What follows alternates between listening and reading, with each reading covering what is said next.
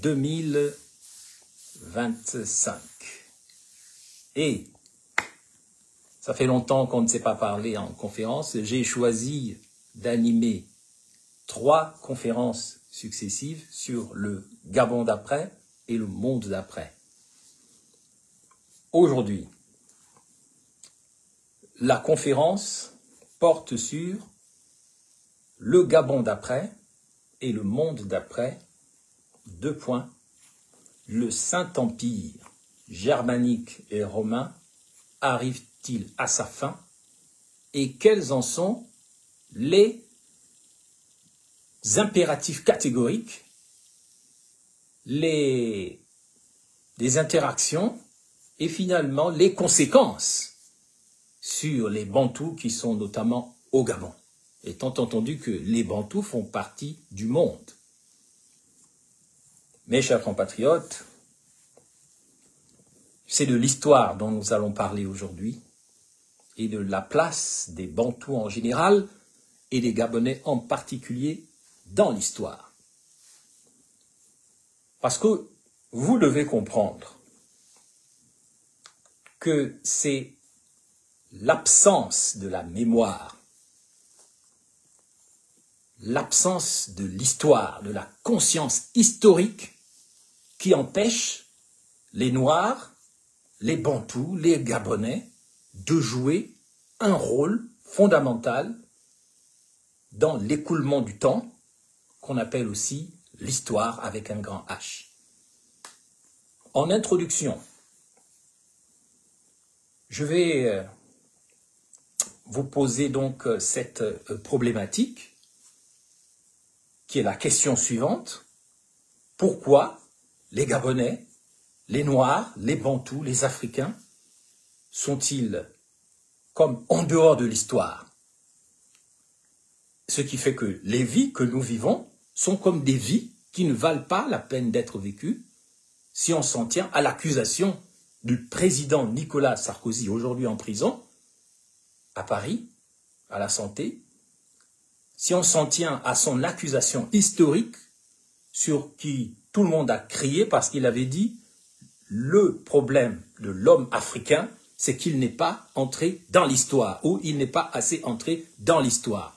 Tout le monde lui a crié dessus avant que un Ivoirien, un Africain, le jour de son incarcération à Nicolas Sarkozy, le 21 octobre 2025, vienne crier devant sa maison alors qu'il se dirigeait vers la prison, avant qu'un Ivoirien vienne crier « Nicolas Sarkozy, je t'aime, on t'aime », ce qui a choqué d'ailleurs la plupart des Africains pour donner raison au défunt président sénégalais Léopold Sédar Senghor, l'émotion est nègre et la raison est hellène, c'est-à-dire que les Noirs sont toujours dans l'émotion, ce qui n'est pas un problème, hein, je vous expliquerai pourquoi, et les Hellènes, les Grecs, les Ondos, eux ils sont toujours dans la raison raisonnante, la raison pure. Je vous expliquerai ce que c'est que la raison pure du point de vue du philosophe allemand Emmanuel Kant. Donc, mes chers compatriotes, je suis ici pour vous parler du Gabon d'après et du monde d'après, qui est impossible tant qu'on ne sait pas ce que va devenir le Saint-Empire germanique et romain, qu'on appelle aussi l'OTAN, l'organisation du traité de l'Atlantique Nord, ce qu'on appelle aussi l'Occident, ce qu'on appelle aussi le monde du Nord, ce qui comprend les États-Unis, l'Europe et une partie de la Russie. Mes chers compatriotes, l'étoile du Nord que nous suivons depuis des siècles, nous devons nous poser la question de cette étoile que nous suivons comme des magiciens, comme des rois mages. Que va-t-elle devenir? Son temps est-il fini? Nous, qui avons été accusés par Nicolas Sarkozy comme étant des gens qui sont en dehors de l'histoire, il reprenait ainsi sous la plume de son conseiller très spécial, un homme très brillant que j'ai connu à l'époque, Henri Guénaud, qui reprend en réalité les idées du philosophe allemand Engels. Il dit « l'Afrique est en dehors de l'histoire ». Ce qui est faux, bien entendu. Mais il faut essayer de comprendre pourquoi nous sommes, nous, Africains, d'être accusés d'être des gens qui sont en réalité comme des primates à peine évolués et qui ne comprennent pas le sens de l'histoire. Et quand je dis l'Empire, le Saint-Empire germanique et romain, je vous expliquerai ce que c'est que le Saint-Empire germanique et romain. Je dirais que si vous cherchez bien, en tout cas les gens un peu éveillés et intellectuels, qui ne sont pas les meilleurs du monde, mais ceux qui ont un peu appris les grandes lumières de l'Occident, que ce soit les lumières allemandes ou les lumières françaises, vous verrez que ce sont eux, les penseurs du Saint-Empire germanique, à travers des Engels, des Hegel, des Kant, et même de Nietzsche, que c'est à travers en fait leurs idées, leurs fleurs du mal que nous avons respiré, que le monde a créé une réalité, parce que quand tu consommes une plante, une fleur, tu dois savoir si c'est une fleur du bien ou une fleur du mal, si c'est un hallucinogène ou si c'est un médicament. En l'occurrence, les lumières allemandes ou les lumières françaises comme Voltaire, Rousseau ont émis des idées, et c'est les idées qu'on appelle des fleurs. Les idées sont comme des fleurs. Quand tu les respires, elles t'influencent positivement ou négativement. Soit c'est des poisons, soit c'est des médicaments, soit c'est des hallucinogènes comme l'iboga, soit c'est des médicaments comme la citronnelle par exemple, qui a un joli parfum et qui te soigne quand tu le bois. Je ne dirais pas que l'iboga est une mauvaise fleur du mal, est une mauvaise fleur qu'on appellera une fleur du mal. Je dirais que c'est une fleur à consommer avec modération, avec une certaine sagesse. Mais les Allemands nous ont créé la réalité, et les Allemands, et les Français, et les Italiens, les Germains, les Germanicum, et les Latins, les Romanus, ont créé le monde dans lequel nous vivons depuis à peu près 2000 ans. Maintenant, ce monde arrive-t-il à sa fin? Et quelles sont les conséquences sur nous autres, les Africains, avec toutes les relations complexes que nous avons eues avec ce monde?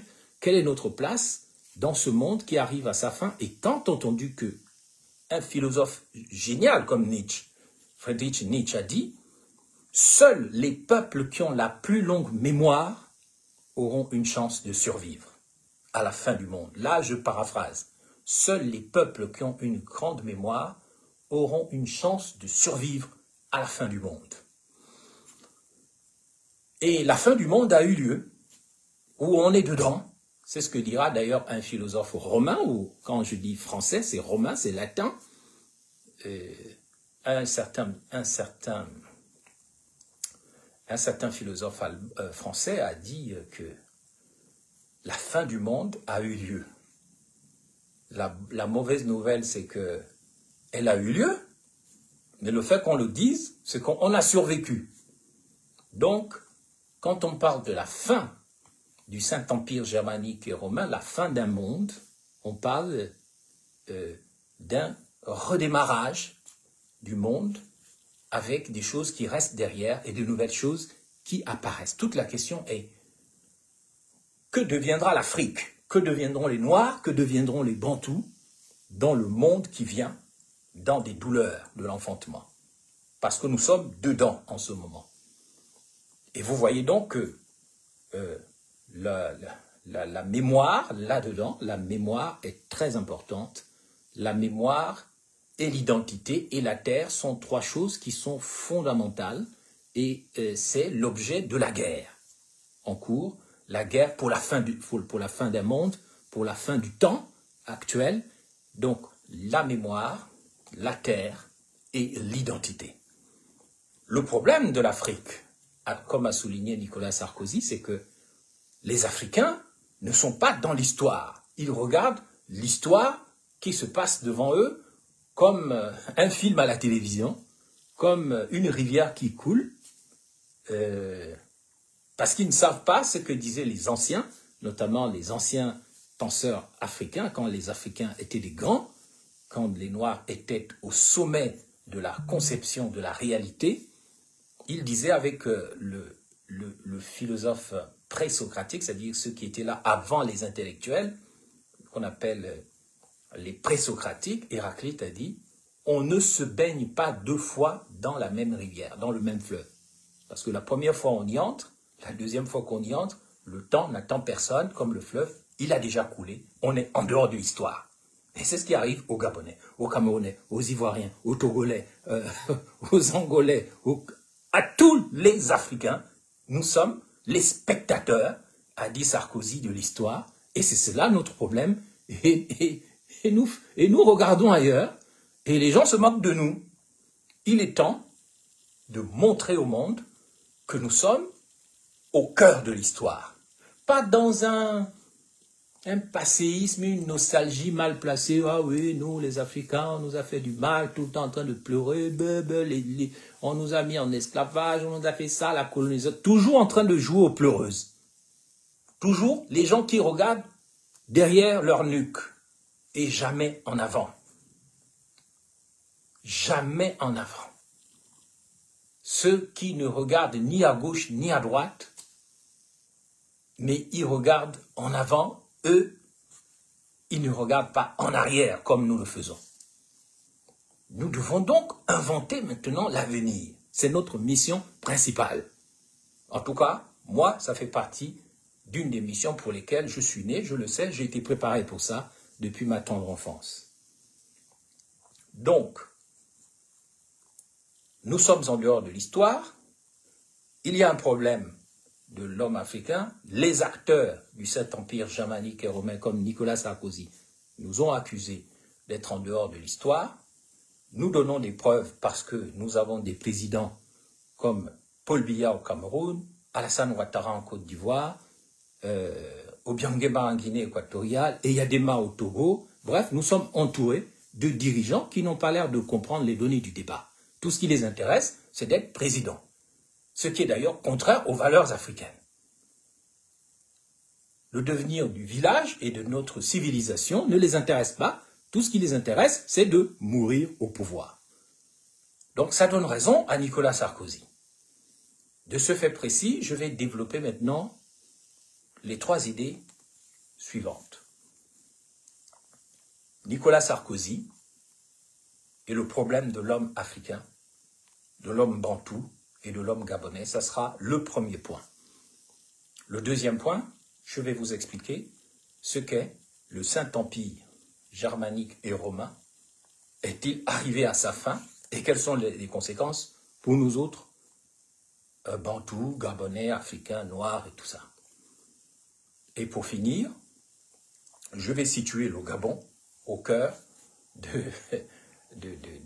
ce processus historique qui est en cours, le Gabon au milieu de la fin du monde actuel, qui demande des dirigeants visionnaires, des dirigeants courageux, des dirigeants qui ne sont pas uniquement dans l'éthique du plaisir, dans la jouissance permanente, mais qui sont conscients des données du débat et qui savent où emmener le Gabon, étant entendu que la vocation du Gabon, c'est d'être le laboratoire du monde, d'une certaine façon, et ça, le docteur Albert Schweitzer, sur qui tout le monde crache en ce moment, mais qui est un des plus grands génies que l'humanité ait conçu, le docteur Albert Schweitzer l'avait compris dès la fin du 19e siècle, quand il a décidé de venir au Gabon, et il est, quelque part, le premier prophète au sein du Saint-Empire germanique et romain à avoir compris que le Gabon était le laboratoire du monde.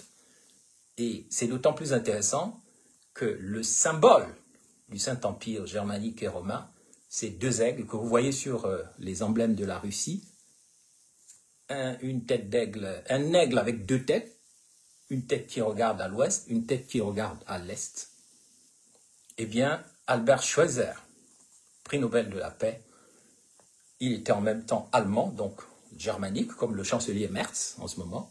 Il était en même temps français, comme le président Emmanuel Macron, et il a choisi d'habiter au Gabon, et ça lui a valu tous les problèmes du monde, après toutes les récompenses, parce qu'il avait été le premier du Saint-Empire germanique et romain à avoir compris l'importance du Gabon dans l'écoulement de l'histoire du monde, dans la succession des intervalles du temps, et il avait choisi d'habiter notre pays, et il n'a pas été compris, il n'est toujours pas compris, et moi je serai le premier acteur, peut-être même dirigeant numéro 1, à comprendre l'importance de cet homme, parce que j'ai été conçu moi-même à l'entrée de l'hôpital Schweitzer, à Lambaréné, dans le quartier, dans le village qu'avait créé mon père,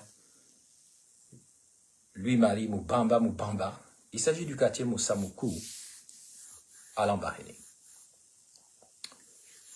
Nous allons donc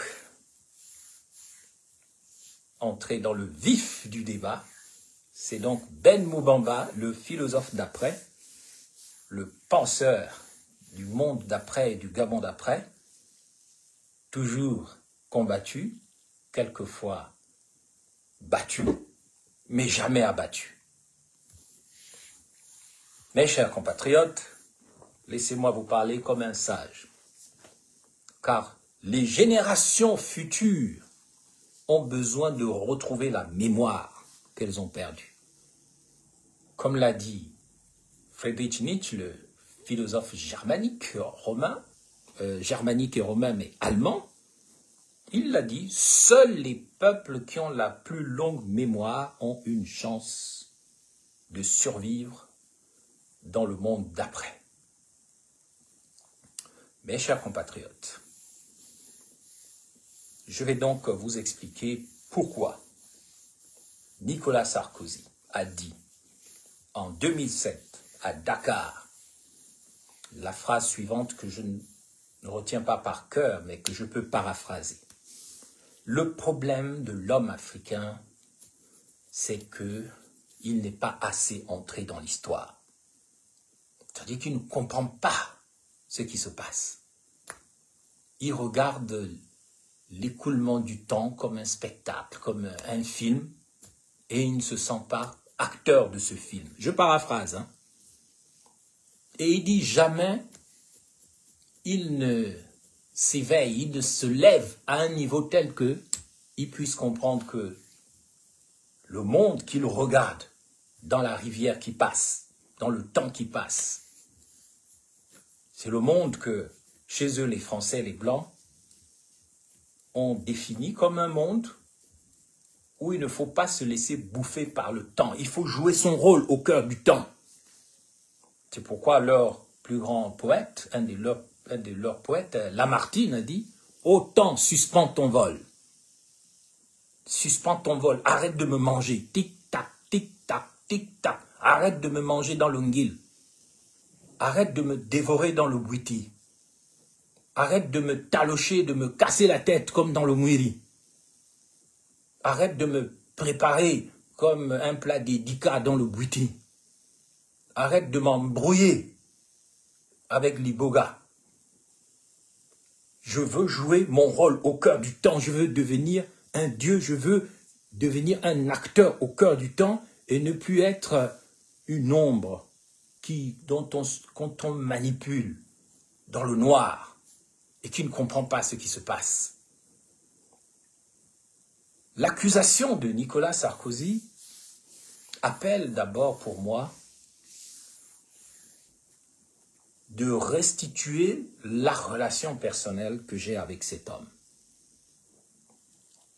Pour que vous compreniez qui est Nicolas Sarkozy de Nagui Borska, dont le père est d'origine de la Hongrie, de la petite noblesse hongroise, qui a émigré en France et qui a épousé la mère de Nicolas Sarkozy, une avocate juive, et qui a divorcé et qui s'est reconstitué ailleurs aux États-Unis. Et c'est par là que Nicolas Sarkozy, par son père, par ses remariages, que Nicolas Sarkozy entre tout jeune au sein de l'état profond qu'on appelle l'état profond du Saint-Empire germanique et romain. Le Saint-Empire germanique et romain, c'est essentiellement,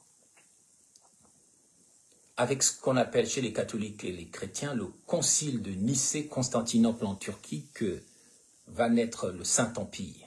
C'est-à-dire que l'Empire romain, qui pendant 4-5 siècles avait dirigé le monde, comme une sorte d'empire américain, commence à tomber. D'abord, c'est une république, ensuite c'est un empire.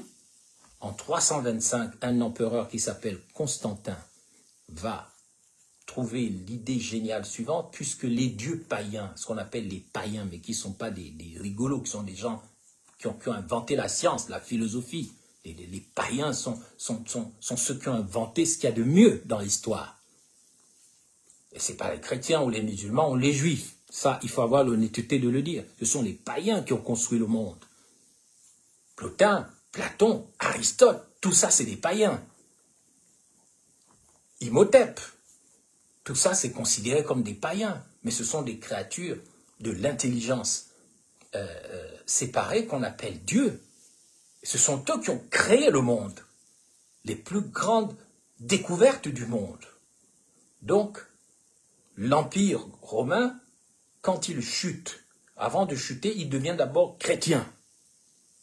À partir de 325 et à partir de 400-410 jusqu'à 470, l'Empire romain s'effrite, il s'éclate, ça part dans tous les sens. Et il va finir par mourir sous le règne d'un jeune empereur qu'on appelait alors Romulus. L'Empire a commencé avec un Romulus, il s'est terminé avec un autre Romulus, un jeune homme. Maintenant, comme le raconte Augustin, le théologien philosophe, dans son œuvre magistrale « La cité de Dieu », maintenant, à la fin de l'Empire, il va se passer ce qui se passe maintenant. Nous sommes à la fin de ce monde qu'on appelle le Saint-Empire germanique et romain, qui commence avec l'effondrement de l'Empire romain au 5e siècle. Finalement, c'est l'Empire catholique chrétien qui va prendre la place de l'Empire romain. Et ça va commencer notamment avec un certain Clovis de Reims, là où il y a la cathédrale où tous les rois de France étaient sacrés. J'y ai d'ailleurs été adopté, comme vous le savez. Donc c'est Clovis qui, le premier, va demander le baptême parce qu'il est de l'empire, on va dire, franco-romain, c'est-à-dire que son royaume va depuis l'Allemagne jusqu'à une grande partie de la France. Il va donc demander le baptême. Et là c'est les débuts du Saint-Empire germanique et romain. Il va après, dans l'histoire, ça va se développer avec les rois comme Frédéric de l'Allemagne, et vous allez aussi avoir surtout la famille de Habsbourg, qui est en même temps autrichienne, allemande et espagnole. Ils avaient une malformation historique, ils avaient des grands mentons, et c'est eux qui, au XVe siècle, vont vraiment personnifier ce qu'on appelle le Saint-Empire germanique et romain, c'est-à-dire que ça part depuis l'Est de l'Europe, presque jusqu'en Russie, et ça finit en Espagne et au Portugal. Ce sont eux qui, pendant 5 siècles, vont représenter le Saint-Empire germanique et romain, et c'est sous leur férule que notamment les Portugais vont faire le tour de l'Afrique et du monde, et notamment créer des pays comme le Cameroun, le Gabon, la Guinée ceci, l'Angola de cela, le Mozambique. Si les jeunes Africains, si les Noirs, si les Bantous n'ont pas la conscience historique, la mémoire, ben, ils vont disparaître. C'est ce que Nicolas Sarkozy veut dire dans son discours. Dans son discours de Dakar, que tout le monde a critiqué, sans en saisir la profondeur. Les Africains, les Noirs, les Bantous, dans leur émotion habituelle, dès qu'on dit quelque chose, ils réagissent comme ça, comme des... voilà, ouais, ils commencent à crier, sans comprendre ce que cette phrase devait servir à nous réveiller à Dakar. Parce que c'est à Dakar, à Abidjan et à Libreville qu'est mort, et ça j'en parlerai plus tard, l'idée de la doctrine des non-alignés, notamment chez les Africains, qui ne devaient être ni alignés avec les Américains, ni alignés avec les Soviétiques russes, ni alignés avec les Français et l'Europe. Ils devaient d'abord penser à eux-mêmes. Chacun doit avoir la profondeur historique pour juger de lui-même et ne pas être aligné comme un esclave, comme un idiot, comme disent les Russes, On se sent obligé d'être aligné sur l'Amérique de Trump, l'Europe de Macron ou de Van der Leyen, ou de Starmer en Angleterre, ou de Merz en Allemagne, ou même de Poutine en Russie. Donc, par soi-même, on n'est pas assez grand pour devenir ce qu'on doit devenir. Et les pères des non-alignés, qui étaient des gens comme le Tanzanien Julius Nyerere, ou Haïlé Sélassié en Éthiopie, Modibo Keïta au Mali, ces gens-là, nos pères, qui avaient pensé l'organisation de l'Union africaine, portaient en eux ce rêve d'une Afrique qui se développe elle-même à partir de ses propres valeurs, à partir de son propre génie, à partir de sa propre puissance. Et cette Afrique devait avoir des jeunes qui sont tellement riches, mais d'abord de leur intelligence intérieure. Avant d'être avalé par l'intelligence artificielle, il faut développer l'intelligence intérieure qui est donnée par la providence, par la naissance. Et c'est pour ça que on s'est servi du Gabon, on s'est servi du Sénégal, on s'est servi de la Côte d'Ivoire, aujourd'hui dirigée par Ouattara, pour faire quoi? Mais pour tuer cette idée que l'Afrique, les nouvelles générations africaines doivent avoir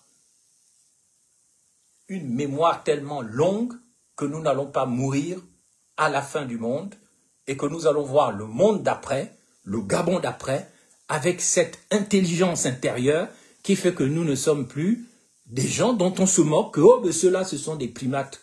Regardez, ils aiment baiser, pardonnez-moi l'expression, ils aiment danser, ils aiment crier, machin, ils aiment se comporter comme des primates à peine évolués, voilà, et ils oublient qui ils sont. C'était ça les non-alignés, c'était ça notamment la doctrine, le concept de Ujamaa, de Julius Nyerere, le premier président de la Tanzanie, qui est un vrai génie, mais qu'on n'enseigne dans aucune école, aucune université africaine, parce qu'il avait compris que lui, la base de l'Afrique, de l'éducation en Afrique, c'est le village. Et en Tanzanie, on appelait ça Ujamaa. Ujamaa. Et pour nous dire Ujabdiao, connais-toi toi-même. On a dit que c'est Socrate, le philosophe grec, qui a inventé l'expression « connais-toi toi-même » d'abord. Mais non, c'est faux. Dans les villages, pour nous, tout le monde connaît le slogan « Ujabdiao ». Ujabdiao, ça veut dire « connais-toi toi-même ». Et je suppose que toutes les autres communautés au Gabon, rassemblées autour de la vallée de l'Ogooué, ce qui est d'ailleurs le socle de l'identité gabonaise, c'est le rassemblement de tous autour des eaux primordiales que sont l'Ogooué. Donc le Gabon se définit par le rassemblement de toutes les différences autour d'un socle commun. Et ce socle commun, c'est la vallée de l'Ogooué.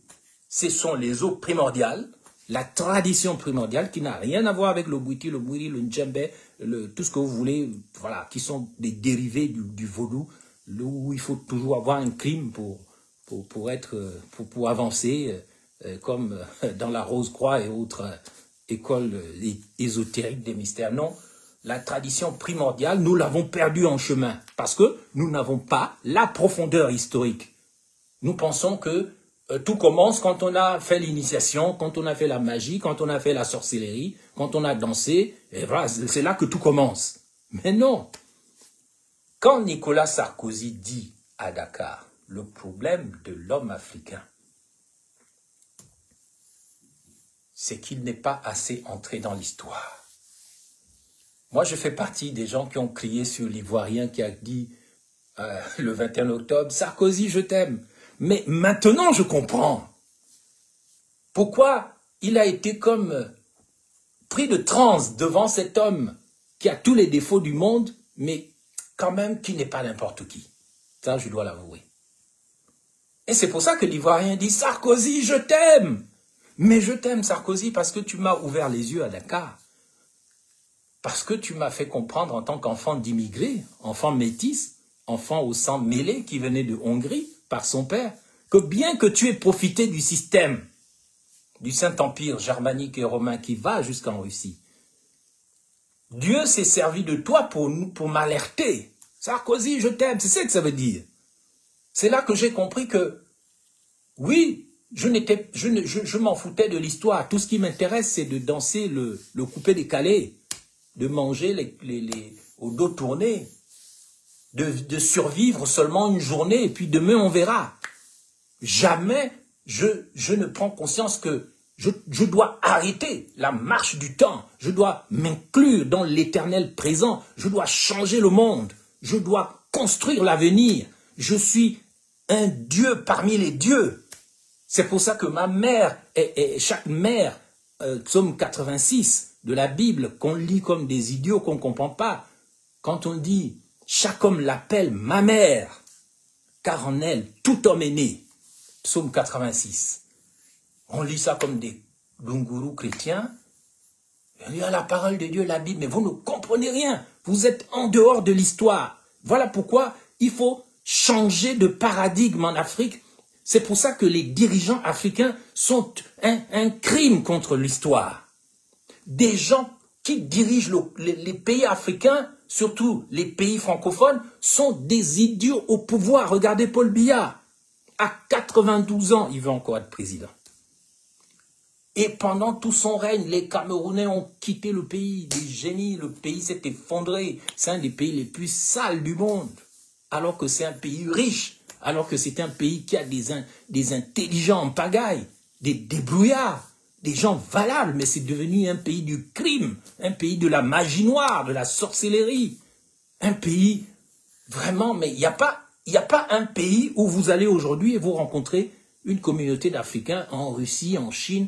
Chaque fois que vous rencontrez des Noirs, vous aurez toujours à l'intérieur un Camerounais. Et très intelligent. Voilà un pays réduit à être un pays sale, un pays où, à 92 ans, on est encore prêt à tuer pour rester au pouvoir. Parce qu'on n'a pas conscience de l'histoire.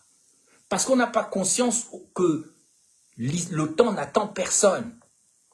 Il faut contrôler l'histoire. Il faut s'inclure à l'intérieur de l'histoire. Il ne faut pas regarder l'histoire comme la génération actuelle qui, heureusement, est en train d'ouvrir l'esprit, qu'on appelle la génération Z, les 10-30 ans.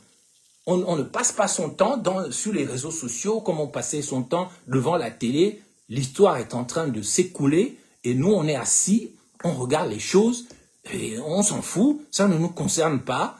Et puis, la vie, c'est juste montrer ses fesses sur Instagram, c'est insulter les autres sur Facebook, c'est, comment dire ça, finalement, être sous hallucinogène numérique. C'est organiser des nguilles cybernétiques, c'est-à-dire des assassinats ciblés sur les autres au moyen des réseaux sociaux, ce qu'on appelle l'onguille cybernétique. Eh bien, nous devons absolument sortir de là. Et moi, c'est l'appel que j'ai reçu. C'est pour ça que je me suis engagé en politique.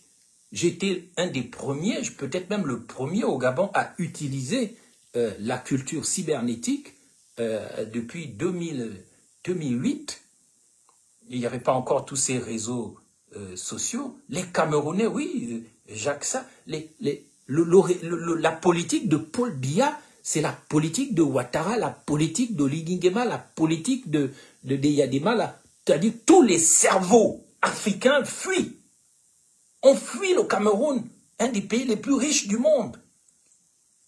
Pendant ce temps, le président est en Suisse avec sa femme. Je ne veux pas en dire plus. Et les gens sont là, ils sont dans la débrouille, ils mangent des lézards, ils font n'importe quoi, ils vivent avec 1 euro par jour. Voilà ce contre quoi Nicolas Sarkozy nous met en garde. Moi, je connais Sarkozy.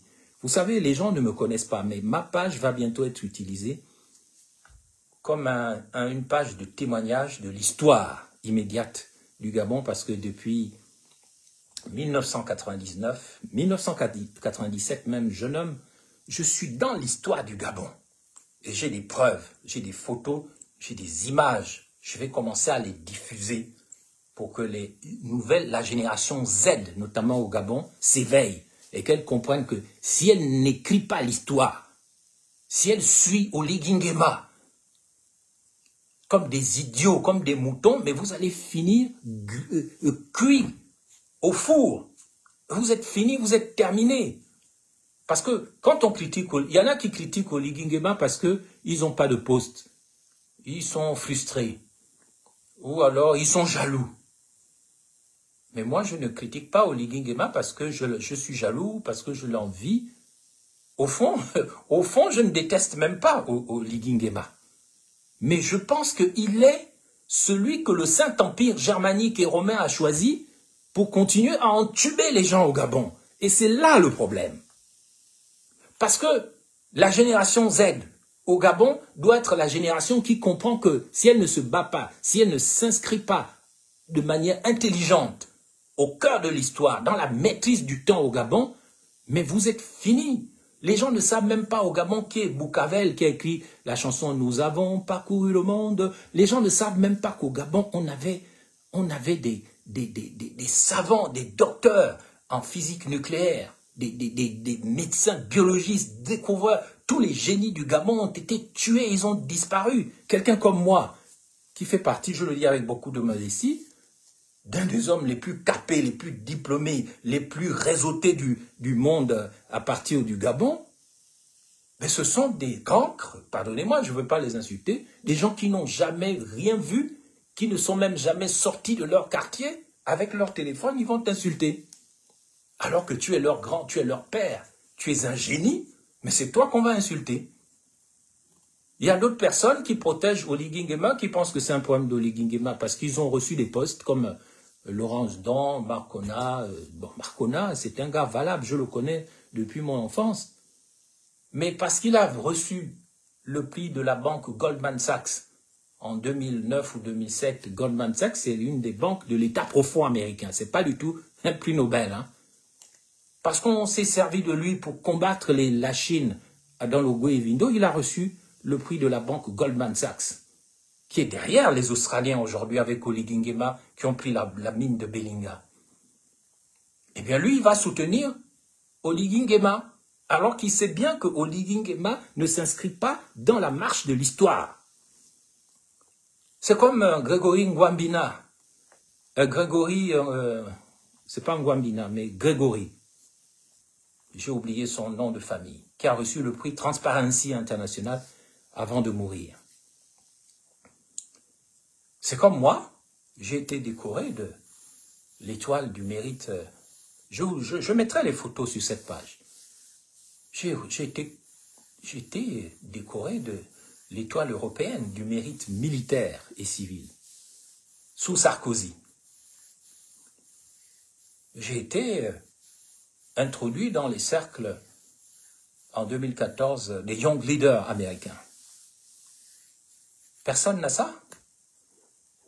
Et à Moscou, j'ai été choisi comme membre du club diplomatique de Moscou. Qui a ça au Gabon? Vous avez des prophètes, des menteurs, des gens bizarres qu'on nomme par-ci, par-là. Et les gens qui ont la profondeur historique et stratégique du pays, ceux-là, ils sont combattus, ils sont traités de moins que rien, et le pays s'effondre. Donc, il y a un changement de paradigme nécessaire, parce que je suis de ceux qui pensent que Sarkozy a eu raison de dire à Dakar, le problème de l'homme africain, c'est qu'il n'est pas assez entré dans l'histoire. Et l'histoire en cours a été inventée par le Saint-Empire germanique et romain qui a commencé avec le roi des Français, Clovis, qui s'est poursuivi avec l'empereur, le roi allemand Frédéric et autres, et que l'espagnol, la famille des Habsbourg, qui a implanté partout, jusqu'en Amérique, la découverte de l'Amérique, et qui aujourd'hui est dans les programmes des Rothschild, Rockefeller, Windsor et tout ça, c'est ça, le Saint-Empire germanique et romain, qui est maintenant concurrencé par le Sud global. Le Saint-Empire germanique et romain est concurrencé maintenant à la fin de leur monde par ce qu'on appelle le Sud global. Et le Gabon doit s'inscrire non seulement dans la dans le prolongement historique du Sud global, c'est-à-dire pour nous, les Gabonais, la renaissance africaine, parce que c'est nous qui avons empêché ça historiquement, avec les Sénégalais, les Ivoiriens, mais il faut maintenant qu'on réfléchisse sur comment on s'inscrit dans le monde d'après qui va se mettre en place d'une manière multipolaire et plus du tout avec une domination d'un seul empire, d'un seul monde, qui est le monde américano-européen, allemand et un peu russe, ukrainien et tout ça. C'est ce qui explique la guerre actuelle.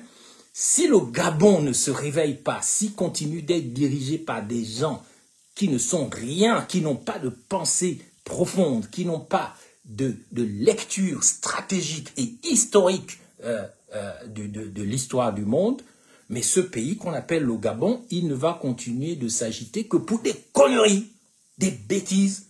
Vous pensez que quoi? Vous pensez que l'histoire du Gabon se résume à la CNAM GS? Vous pensez que l'histoire du Gabon se résume à des décrets, à des conseils des ministres, à des petites élections de merde dans lesquelles les cancres font le débat, alors que les grands cerveaux du pays sont cachés ou en exil? Vous pensez que l'histoire, la profondeur historique et stratégique du Gabon, c'est Gabanda, mon grand frère que je connais bien, ambassadeur à Paris? Mais vous n'êtes pas bien. Vous pensez que ce pays va s'en sortir en ayant les voisins qu'il a, qui te prend une île, 3 îles, 4 îles, la Guinée, et tu n'es même pas capable de dire que tu n'as pas le droit? Je suis sous sanction internationale, c'est la transition, je n'ai pas intérêt à agir, je suis ni légal ni légitime, c'est pas le moment de m'emmener au tribunal de la Haye. Si tu n'es pas capable de le dire, tu n'as pas de profondeur stratégique et historique. Et donc, tout ce que vous allez faire à la Haye pour prendre des îles, tes voisins sont les premiers qui vont te tuer, te manger comme dans les quartiers. Si on ne comprend pas que ce qui se passe au Cameroun, ça va impacter le Gabon, ça impacte déjà au niveau alimentaire, au niveau des approvisionnements en denrées alimentaires et autres, le Gabon, avec une forte communauté camerounaise. Si vous n'avez pas un ministère des Affaires étrangères qui comprend pourquoi Omar Bongo, qui repose en paix, qu'on a critiqué, mais qui avait quand même une petite stratégie, notamment sa stratégie diplomatique, qui s'appelait ni indifférence, ni ingérence. Ça, c'était la doctrine stratégique et diplomatique d'Omar Bongo, et Jean Ping le sait bien, il a été ministre des Affaires étrangères. Ni ingérence, ni indifférence.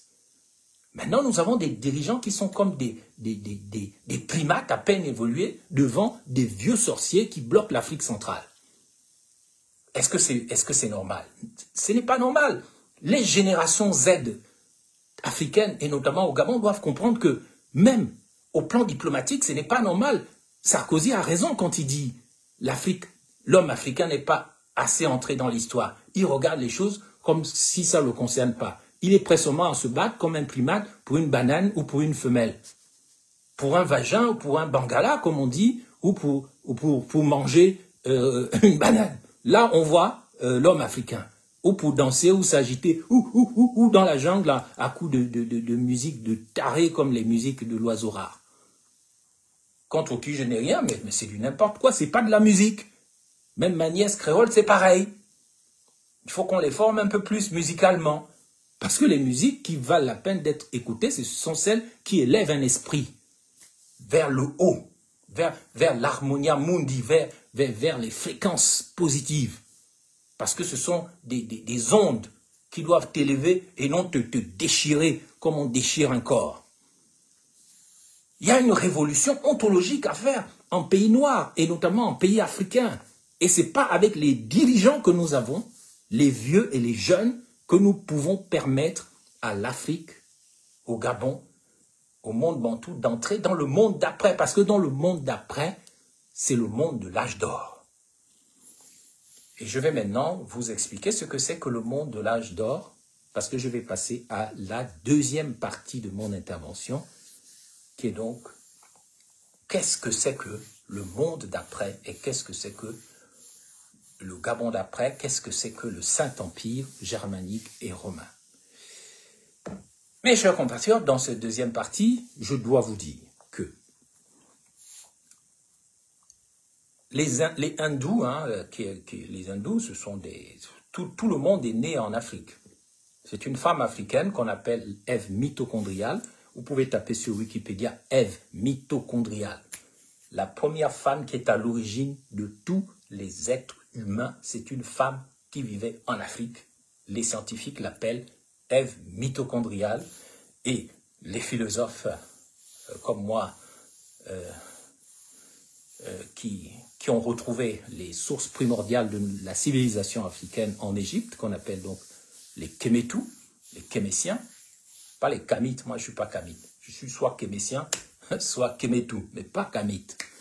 J'expliquerai cela plus tard. Donc, cette femme est en Afrique, les hindous sont issus de cette femme, et dans leur doctrine métaphysique, ils ont découvert que l'histoire du monde, dont Sarkozy dit que, mais pourquoi les Africains ne veulent pas s'inscrire dans l'histoire? Eh bien, cette histoire pour les hindous, c'est une histoire qui tourne en boucle tout le temps, et c'est la même histoire. C'est toujours la même histoire. Elle fait une boucle de plus de 2000 ans ou 26 000 ans, je ne sais plus. Toujours est-il que, quand l'histoire commence, c'est comme le début d'une rivière. On appelle ça l'âge d'argent chez les hindous. Je n'ai pas le terme exact, mais c'est surtout les deux derniers termes hindous qui m'intéressent le plus. Donc l'âge d'argent, je ne vais pas vous le dire en langage de l'Inde. L'âge d'argent, ça commence. Ensuite, on arrive à l'âge du bronze. C'est l'âge des pierres, des minéraux, des pierres précieuses. L'âge du bronze. Et là, l'histoire change. Mais ce qui va nous intéresser en tant que Gabonais, en tant que génération Z du Gabon, à qui je m'adresse, parce que moi, ce qui m'intéresse, c'est la génération Z au Gabon, les 10-30 ans. Les autres, moi, je suis fatigué de leur parler, pardonnez-moi. Après l'âge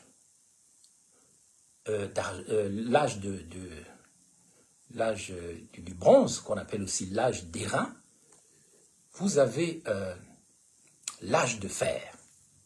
Et c'est là que je vous donne maintenant le mot de l'Inde qui s'appelle le Kali Yuga. C'est l'âge de fer. Et j'ai l'impression que c'est là où nous sommes en ce moment, à la fin de l'âge de fer.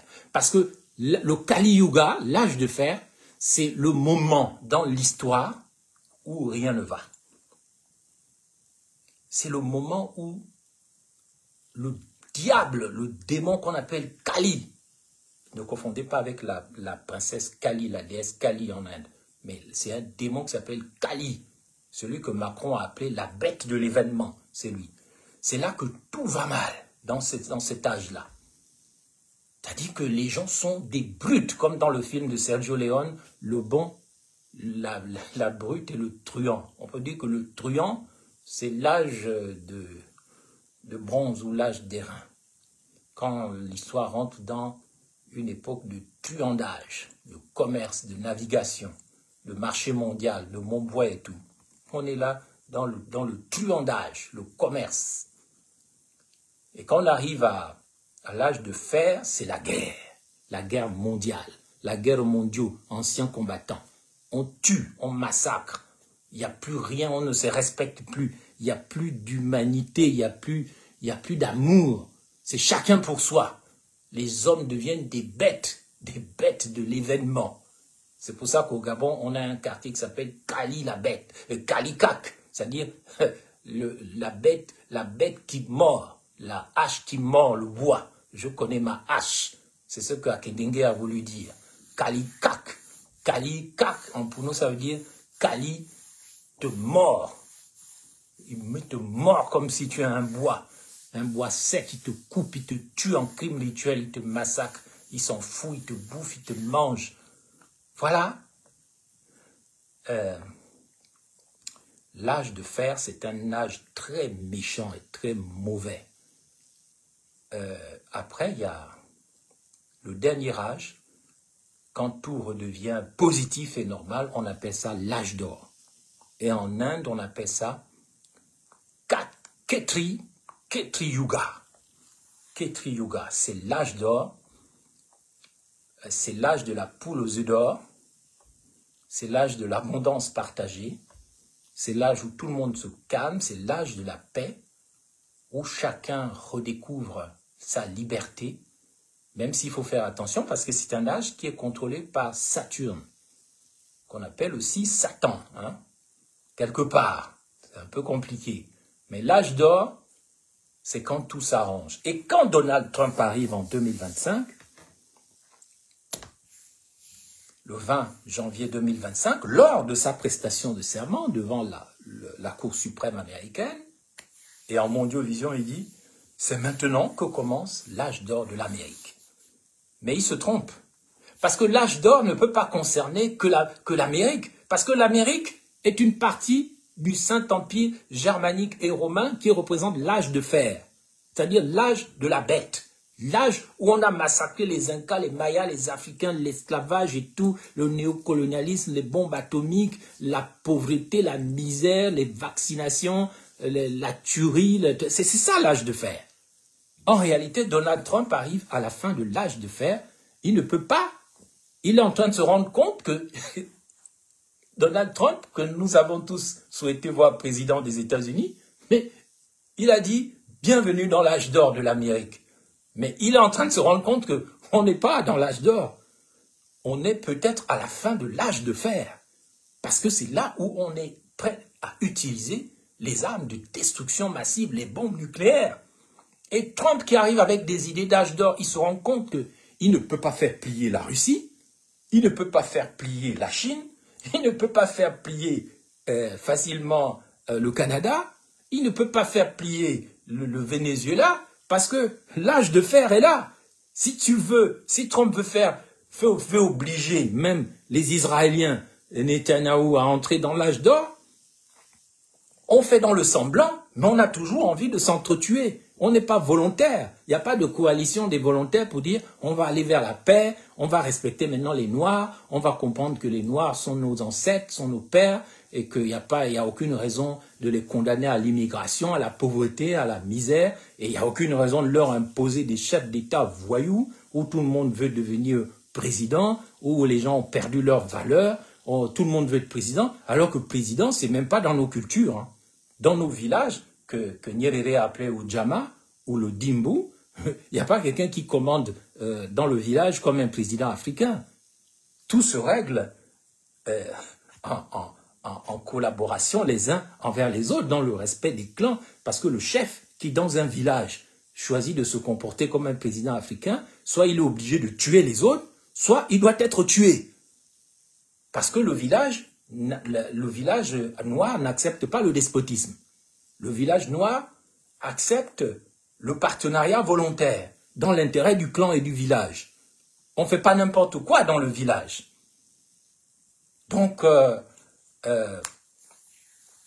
nous sommes dans un contexte où, je salue Charlie Kombawiti qui dit « Grand, reviens travailler pour ton pays, tu as des neurones encore utiles ». Mais Charlie Kombawiti, mais tu parles d'un pays où on a tué tous les savants. Où Philippe Maury, le plus grand cinéaste gabonais, est mort comme un chien de Nzarion. Vous vous êtes moqué de lui.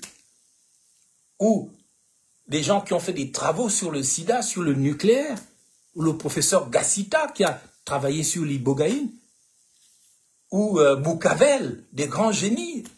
Tout le monde est quand vous êtes quelqu'un qui a de la profondeur stratégique et historique, mais vous êtes un ennemi dans un pays où on ne vous aime que si vous êtes un moins que rien, bête comme un Gabonais. Pardonnez-moi, ce n'est pas une insulte.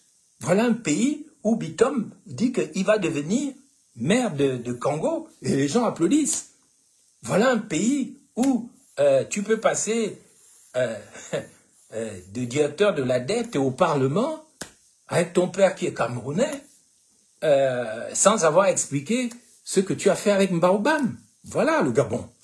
Le Gabon, c'est le pays où plus vous avez des valeurs, des richesses, les autres sont jaloux de vous. Plus vous brillez, plus on veut vous éteindre.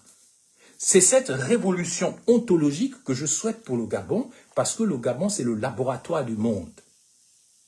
Et c'est ce qu'avait compris Albert Schweitzer.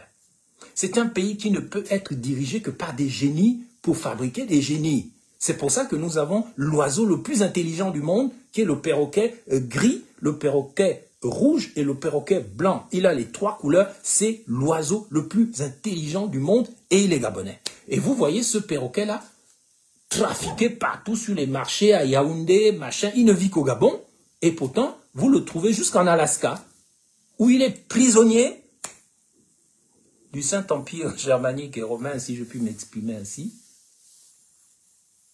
Donc cet empire que j'étais en train de vous expliquer, germanique et romain, son temps est fini. Il représente l'âge de fer, qu'on appelle en Inde le Kali Yuga. C'est l'époque où tu ne vaux rien. On peut te traiter en esclavage, te tuer, te massacrer et te transformer en dollar. Vous voyez le symbole du dollar, c'est un serpent qui est crucifié avec 2 clous, comme Jésus. C'est l'esclavage. Ça, c'est l'âge de fer. On te crucifie avec 2 clous en fer. On te transforme en ditingo, c'est-à-dire en travailleur astral, en zombie. Et on enrichit l'empire par le fer et par le sang. C'est cet âge-là qui est en train de se terminer. Et ceux qui sont là à animer cet empire germanique et romain, ils ne veulent pas que ça change alors que leur temps est terminé. Il faut qu'ils négocient maintenant avec tous les autres. Le temps où ils traitaient les Gabonais en esclaves enculés, pardonnez-moi l'expression, c'est terminé. Donc ils ne peuvent plus positionner un Oligui Nguema à la tête du Gabon. Toute personne qui n'a pas la conscience de Julius Nyerere, d'Haïlé Sélassié, de Modibo Keïta, de tous les autres, ne peut pas diriger un pays bantou en général, et le Gabon en particulier. C'est fini, c'est terminé. On va tourner en rond comme Sarkozy a dit à Dakar. Vous allez tourner en rond parce que vous n'avez pas la profondeur historique. Vous n'allez pas tourner en rond, vous ne pesez pas, vous ne comptez pas. Parce que ceux qui dirigent vos pays, mais ce sont des édungués, c'est-à-dire des idiots utiles au Saint-Empire germanique et romain. Voilà le problème du Gabon en général et le problème des pays africains, notamment des pays d'Afrique centrale.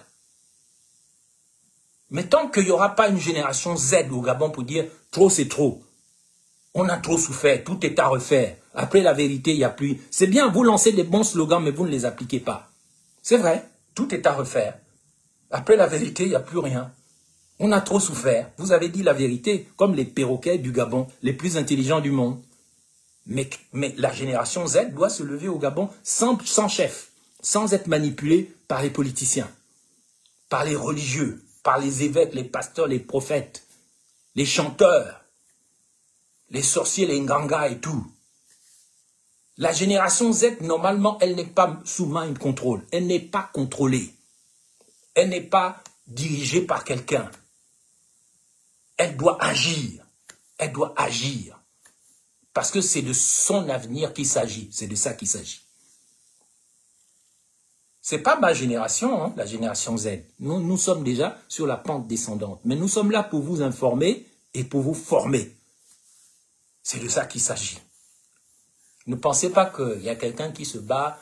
Moi, je ne suis pas comme certains qui pensent qu'on doit devenir président pour réussir sa vie. Tout le monde doit passer, tout le monde crie « président, président », et puis que c'est ça la vie. Mais quand tu seras mort dans ton cercueil, en train d'être pourri, dévoré par les asticots, on va encore voir comment tu vas soit t'appeler l'oiseau rare, soit t'appeler président ceci, ou te faire t'appeler excellence monseigneur, ou machin, l'homme de Dieu, Ngwambina, je ne sais pas quoi, Ngoussi et tout. Mais c'est des conneries tout ça.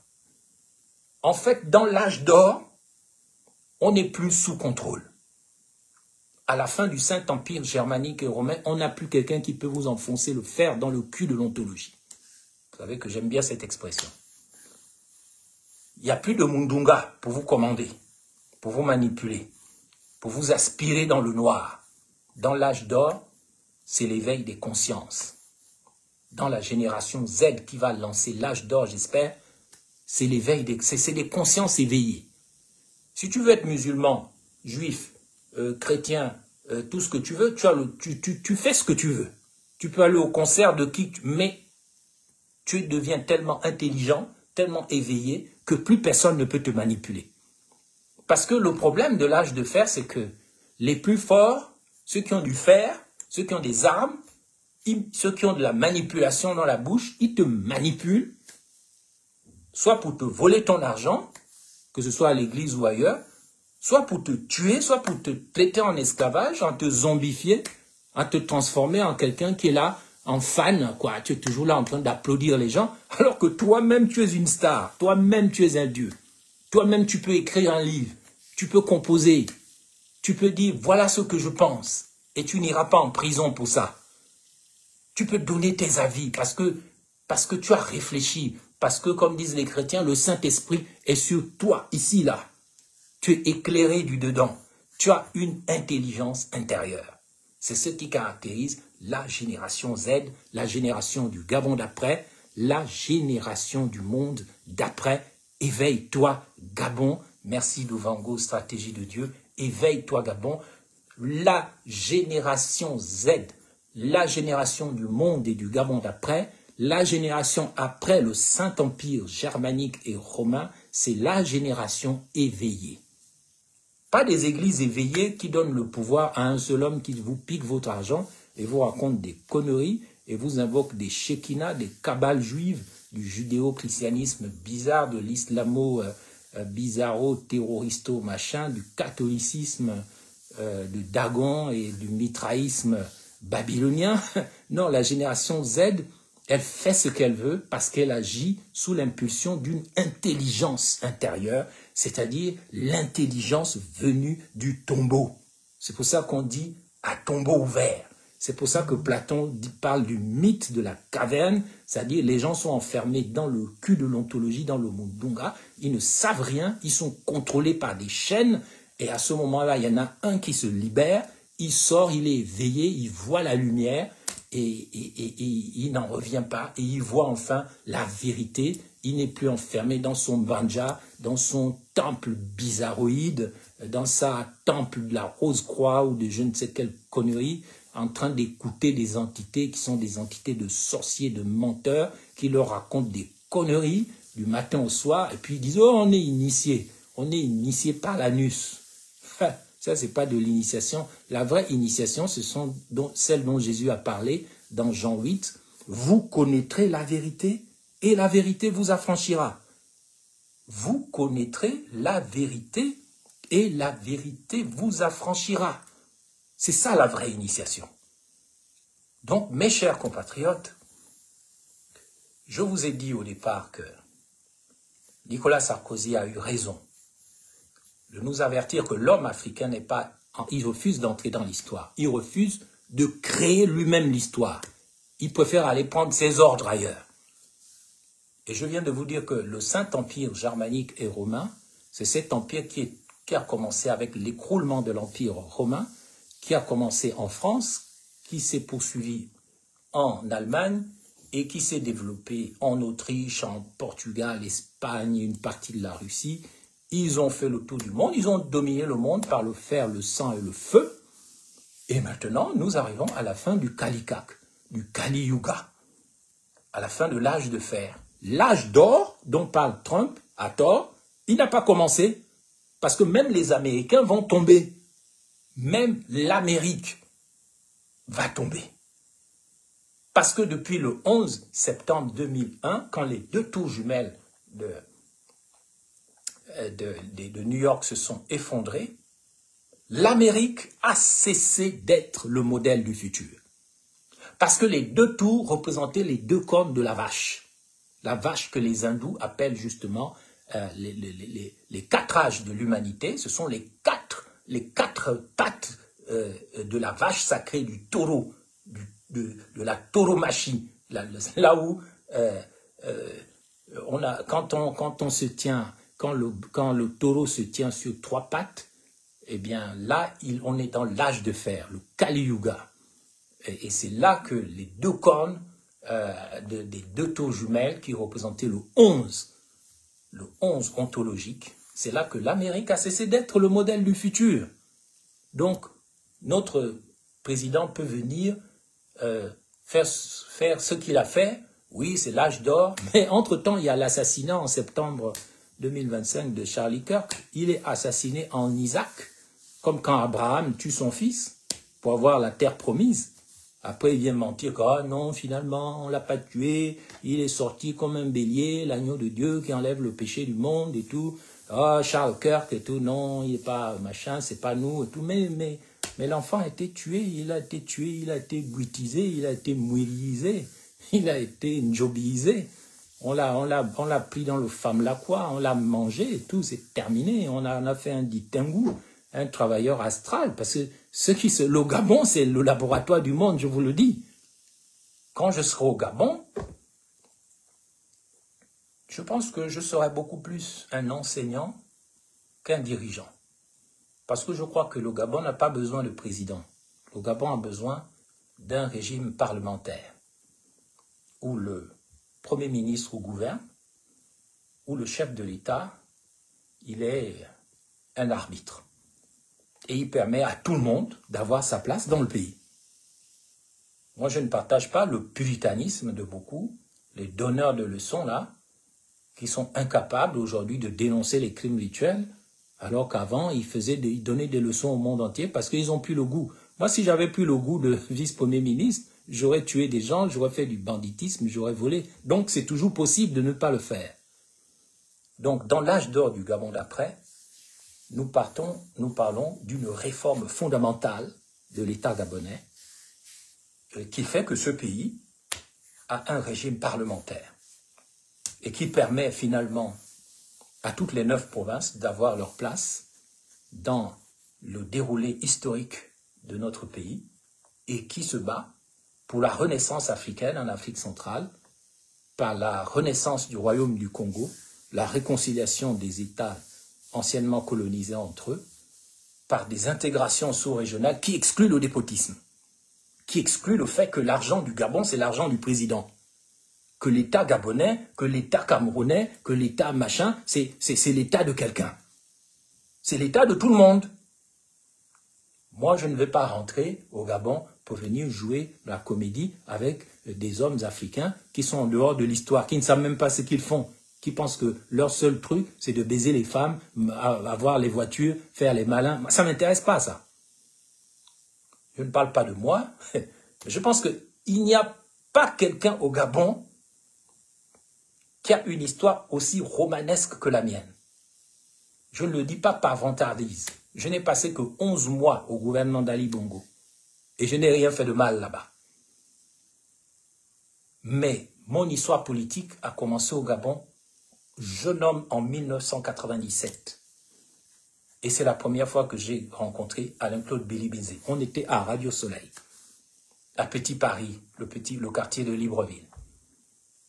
Elle s'est développée en 98 en observateur des élections où j'ai croisé Mamboundou. Elle s'est encore développée par 10 ans d'humanitaire au Gabon. J'ai toutes les photos, toute l'histoire, toute l'historique. Elle a changé de nature à partir de 2007-2008 avec mes retrouvailles avec Onaï Sangui, Marc et ma lettre ouverte qui les a emmenés tous en prison, où je me suis évadé miraculeusement. Et cette histoire a été extraordinaire, encore parce qu'en 2010, j'ai échappé à plusieurs tentatives d'assassinat, j'ai fui dans le monde entier, à commencer par la Chine, mais j'en parlerai petit à petit. Mon histoire, elle vit une autre forme d'accélération lors de mes connexions avec Pierre Claver Nzeng, qui mourra en 2010, empoisonné à l'hôpital militaire. Et lui et moi, on devait être empoisonnés ensemble au sein de l'Union nationale. Je ne vais pas développer ça. Et c'est Pierre Mamboundou qui meurt, avec qui je suis en contact, alors que j'ai décidé d'abandonner la politique après mon voyage, financé par Ntuntumaï et André Baobab, mon voyage à Addis Abeba, où j'entre au sein de l'Union africaine en tant que ministre des Affaires étrangères illégal de Baobab. Je rentre dans une réunion de l'Union africaine, devant Ali Bongo, Jean Ping, les chefs d'État et tout, et c'est retransmis en direct par Africa 24. Je suis mis en résidence surveillée par le gouvernement éthiopien. Et là, Ntutumaï et Mbaobam me laissent tomber. Nous sommes en février 2011 et quand je rentre, je suis tellement dégoûté de mon aventure à Addis Abeba que je décide d'abandonner la politique et je me retire de l'Union nationale. Ce qui me vaut la haine des gens de l'Union nationale qui voudront me lyncher d'ailleurs en 2015 au siège de l'Union nationale pour ça. Et je serai sauvé par Paul-Marie Ngonjou. C'est une longue histoire dont personne ne peut me parler au Gabon. Quand j'écrirai les 3 tomes de mon aventure, mais les gens vont dire « Moubamba, tu mens, c'est faux ». Et mon histoire, c'est la mort de Pierre Mamboundou quand la femme du consul de France à Port-Gentil me demande de revenir de France au Gabon pour essayer de sauvegarder l'héritage de Pierre Mamboundou qui va aller à Uadia, comme on dit. Et malheureusement, je vais échouer dans cette mission qui va durer quand même 4 ans. Hein. Et je serai sauvagement chassé de l'UPG en 2015 sous les moqueries des gens. Après une intervention des forces de défense et de sécurité en 2015 au siège, vous avez les photos sur Internet. Humilié, dépité, je suis obligé de me présenter en 2016 en indépendant. Il se passe ce qui va se passer, je suis 3e à l'élection, les gens ne s'en souviennent pas. Et il y a la question des violences et des tueries. Qu'est-ce que je dois prendre comme positionnement? Je vais me retrouver 11 mois dans le gouvernement d'Ali Bongo avec Issou Ngondé, pour qui j'avais beaucoup d'admiration, mais qui ne va pas comprendre ce que je veux lui expliquer. Et donc, ça finira par mon départ du gouvernement dans des conditions terribles et une longue traversée du désert qui se conclura par mon retour au Gabon, qui sera exceptionnel et merveilleux, et qui correspondra au début de l'âge d'or de la République gabonaise. Qu'il en soit ainsi, si Dieu le veut. Donc, je veux conclure cette conférence d'aujourd'hui par le Gabon maintenant. Parce que j'ai parlé de Sarkozy. Seuls ceux qui ont une longue mémoire peuvent survivre. Et les Gabonais n'ont pas de mémoire. Ils ne savent rien. Ils ne savent pas d'où ils viennent. Ils ne savent pas ce qu'ils font. Et ils ne savent pas où ils vont. Ils survivent. Ils mangent. Ils copulent. Ils font n'importe quoi. Et ils s'étonnent que le pays s'effondre. Il n'y a aucune logique. Quand je vois qui on vient de nommer dans les directions générales du Gabon, quand je vois qui on a nommé aux archives, mais je ris. Je rigole. Je dis on est foutu. Quand je vois qui on a nommé à l'ambassade de France, à l'ambassade du Gabon en France, je dis bon, je connais pourtant, c'est un frère. Mais je vois qu'on ne va nulle part. On tourne en rond. On est toujours dans l'âge de fer, l'âge de Kalikak, l'âge du Kali Yoga, l'âge où on t'enfonce le fer dans les fesses et tu cries de douleur. Tu ne sais même pas ce que tu fais. Donc, j'ai aussi dit que le Saint-Empire germanique et romain, c'est cette réalité de contrôle global du monde qui se met en place avec la chute de l'Empire romain, à travers la France, l'Allemagne, l'Espagne, le Portugal, l'Autriche, partie de la Russie. C'est le gouvernement du Nord, par le fer et par le feu, par la guerre. Et c'est cette réalité qui ne veut pas s'effacer. C'est l'âge de fer qui ne veut pas laisser la place à l'âge d'or, c'est-à-dire à la poule aux œufs d'or, au soleil de justice et de vérité, à la reconnexion avec la matrice, la Mahat. Et voilà le problème du Gabon, voilà le problème du monde où les gens préfèrent une guerre nucléaire, une destruction de tout, plutôt que de laisser passer l'âge d'or.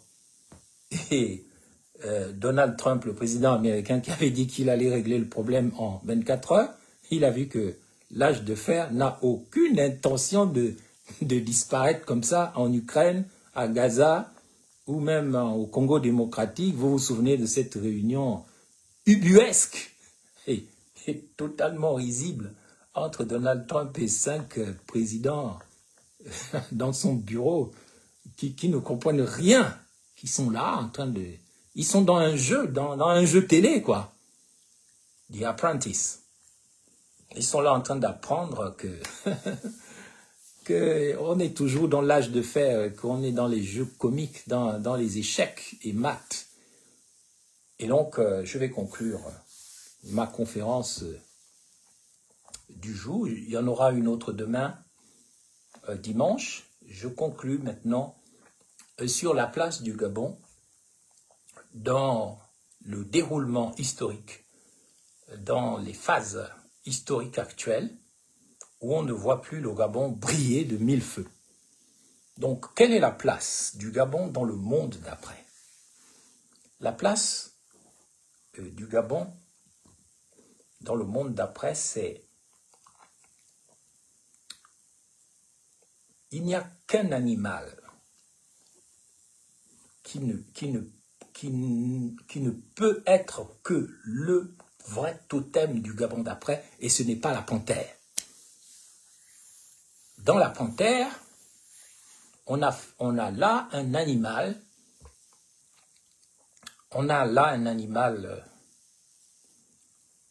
qui est solitaire, c'est-à-dire égoïste, narcissique, violent. Il ne pense qu'à tuer l'homme là, comme on dit, la chanson des Masako, tuer l'homme là, kula mutu. Alutinalo, alutinalo. La panthère, elle est solitaire. Elle n'aime pas la vie de famille. Elle n'aime pas la vie de couple. Elle fait ses enfants seule. Elle élève ses enfants seule. Elle leur apprend à tuer et à boire le sang. C'est l'entité des criminels rituels. C'est la lance que Junior Ndondon a donnée à Oligui Nguema lors de sa prestation de serment au stade sino-gabonais. C'est la lance du destin, on appelle ça la lance des Romains. C'est la lance qui a été enfoncée dans le cœur de Jésus sur la croix. C'est ça qu'on appelle la lance du destin. Et c'est cette lance-là que Hitler, la German, cherchait. C'est la griffe de la panthère. Donc la place du Gabon dans le monde d'après, c'est un pays qui change sa fréquence, qui n'est plus le pays des Nguema, le pays des lions, le pays des félins, le pays des léopards. C'est un pays dont l'équipe nationale de foot ne s'appelle même plus les Panthères du Gabon, où les résistants ne s'appellent plus les Panthères ou les Amazones. C'est un pays qui retrouve l'intelligence intérieure. Le Gabon dans le monde d'après, c'est la matrice de l'intelligence du monde, l'intelligence intérieure, c'est-à-dire que quand un Gabonais va à la chasse, tout le monde partage le gibier, n'est-ce pas? Mais ce gibier n'est pas le crime de la panthère. Aller à la chasse, c'est la chasse des abeilles. Voilà le premier totem du Gabon. Il y a 2 ou 3 animaux qui sont les vrais totems du Gabon dans le monde d'après. Le Gabon n'est plus un pays de la sauvagerie dans le monde d'après, un pays de la tuerie. C'est un pays de l'intelligence intérieure, symbolisé par un perroquet. C'est un pays de l'abondance partagée, symbolisé par l'abeille. Et c'est aussi un pays de la guérison, qu'on appelle donc le serpent vert, le serpent Moubamba. Le serpent qu'on ne tue jamais au Gabon, le serpent des jumeaux, c'est le Moubamba, c'est le serpent vert. Je m'explique donc pour terminer sur cette place, sur ce rôle du Gabon dans le monde d'après, à travers ces trois totems. On écarte la panthère comme totem du Gabon, la violence, tuer, boire le sang, la solitude, le crime, la fourberie du Nord, la jalousie du Sud. C'est ça la panthère. Nous avons dans le Gabon d'après un premier symbole, un premier totem qui est donc le perroquet à queue rouge, plume grise et tout le reste blanc, parce que c'est l'oiseau le plus intelligent du monde. Et c'est pour ça qu'au Gabon, on avait inventé la fréquence universelle, qui était Africa numéro 1, c'était un symbole d'intelligence intérieure. Personne n'a compris comment ce pays a produit des journalistes aussi intelligents. Tout d'un coup. Même Radio France Internationale était jaloux du Gabon. Mais comment des Gabonais peuvent être aussi intelligents au point de créer une chaîne où l'intelligence surgit sous la forme de Patrick Nguemandon avec ses aventures mystérieuses, de Joseph Mburu, de plein de noms qui ont étonné le monde. À tel point que, la France-Afrique a commencé à dire non, faisons tout pour fermer cette radio-là. Ils sont trop intelligents, ces perroquets-là. On pensait qu'ils allaient juste crier comme des corbeaux. Maintenant, ils parlent comme des perroquets avec une intelligence incroyable. Il faut fermer la fréquence universelle. C'est ça le perroquet, le koussou. Et je pourrais développer davantage, mais comme je sais que les services secrets et spéciaux gabonais m'écoutent tous les jours, qu'il y a un bureau où les gens notent tout ce que je dis, je suis au courant de tout ça, je ne vais pas trop vous donner mes idées, mais vous avez à peu près, vous la génération Z, c'est à vous que je parle, voilà là où vous devez aller. D'abord, changez les symboles, changez les signes. Le totem de la panthère n'est pas bon. Premier totem que vous allez prendre comme un totem valable, c'est le perroquet, l'intelligence intérieure. Ensuite, vous allez prendre comme deuxième totem l'abeille. Les abeilles ont ceci de particulier. C'est un seul peuple, c'est une seule nation. Et les abeilles ont une manière d'être unies entre elles. Elles ont la même vibration qui sort par leur cul d'ailleurs. Quand elles vibrent comme ça par la queue et par le cul, la vibration, la musique, la fréquence, elles ne bougent pas les fesses comme créole. Elles ne bougent pas les fesses comme les chanteuses qu'on voit là, comme les groupes d'animation, les kunabélistes. Elles ne bougent pas comme Maman Patience Dabani qu'on a vu en Mbolo aujourd'hui pour rappeler aux gens que les Gabonais n'ont pas la connaissance. Yo, la connaissance. Voilà, on comprend tous ces symboles-là. Les abeilles ont une fréquence commune et elles travaillent pour l'abondance partagée sans détruire la nature. Donc, quand la génération Z prend comme symbole l'abeille, elle envoie le message au monde que nous n'allons plus du tout détruire la nature au Gabon. On ne va plus polluer les fleuves, on ne va plus couper les arbres n'importe comment, on ne va plus salir le pays. On va prendre ce qui est important, comme les abeilles. Quand une abeille part, elle sait qu'elle doit se procurer le nectar des rêves, le pollen. Elle doit prendre ça, une quantité suffisante, elle avale ça, elle met ça dans son intelligence intérieure, et elle va vomir, elle va cracher, elle va chier ça, et ça devient du miel. Et ce miel, c'est l'abondance partagée, c'est ce qu'on appelle l'âge d'or. Le miel, c'est l'âge d'or, hein. Donc voilà pourquoi vous devez aller chercher dans le monde des abeilles les messages codés. Donc, et ça crée l'abondance partagée, et cette abondance, ça crée de la richesse sans détruire la nature. Et enfin, vous devez prendre comme dernier symbole, parce que vous ne devez pas être seulement des abeilles gentilles et innocentes, bien que les abeilles aient des dards et des aiguilles, des épées pour se défendre. Vous ne devez pas être seulement des perroquets qu'on capture, qu'on vend sur le marché mondial comme des Rinaldi, des Esther et des pauvres petites Bibana, sans que l'État, sans que le ministre de la Justice ne parle, ou le voyou procureur minant ne parle.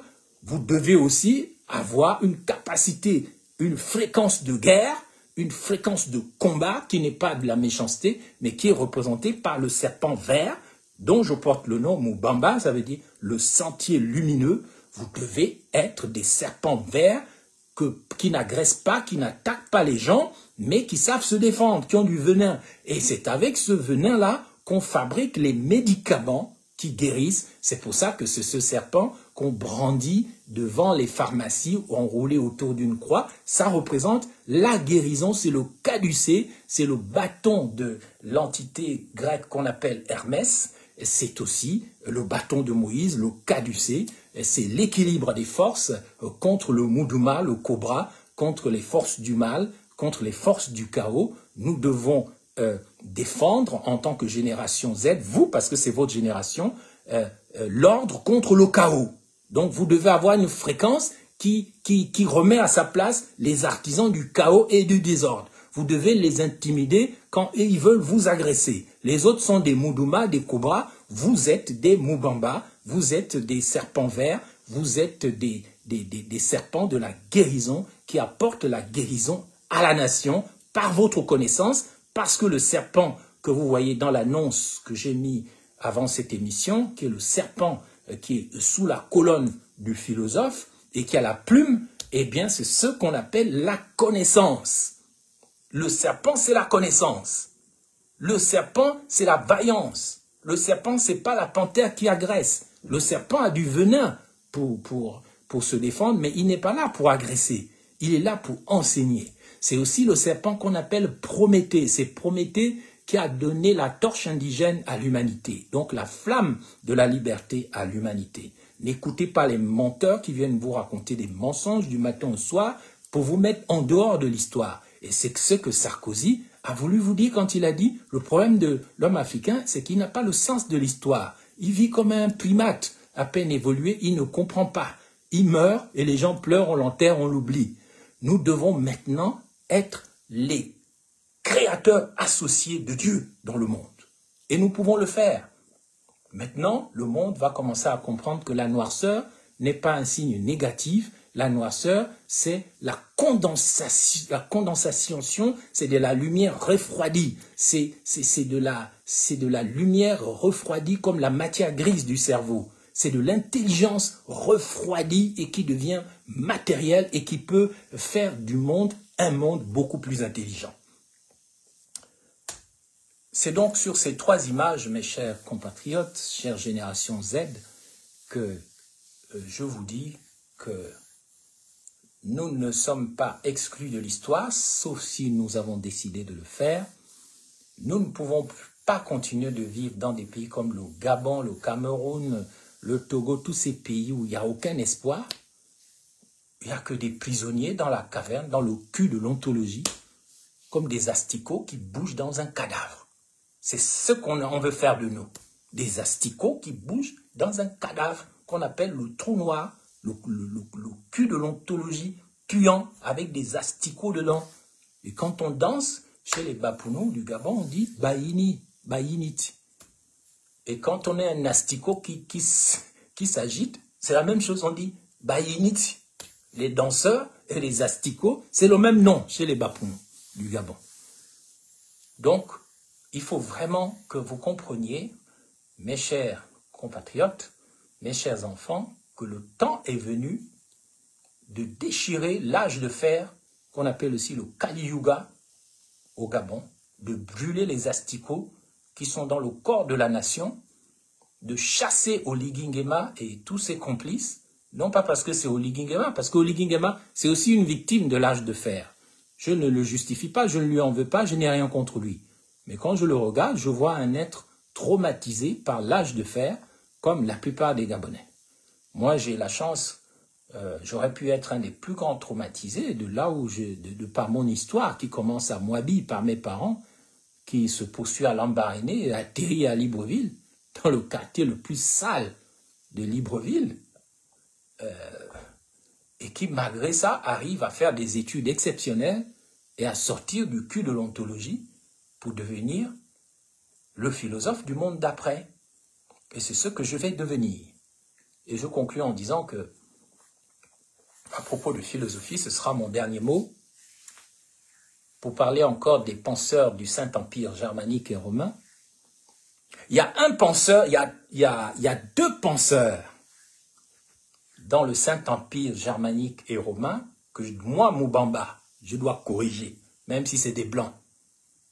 Parce que chez les gens qui n'ont pas de profondeur historique, comme une fois j'étais dans un cabinet dentaire, j'ai vu des rigolos, un couple de rigolos, des blancs qui ne savaient même pas lire et écrire. Moi j'étais habillé modestement. Ils sont rentrés dans le cabinet en salle d'attente, ils m'ont regardé comme si j'étais une merde. Mais ils ne savaient pas que j'étais un génie. Ils me jugeaient sur mes apparences et sur ma couleur. Il y a des gens qui pensent que juste parce qu'ils ont une couleur blanche ou jaune, bah, ils sont supérieurs aux autres, ils peuvent les tuer. Comme il y a des gens dans les présidents qui pensent que parce qu'ils sont présidents, ils ont droit de vie ou de mort sur vous. Ils ne savent pas que quand ils s'attaquent à vous, ils s'attaquent à des dieux. Et ils prennent des mauvais karmas.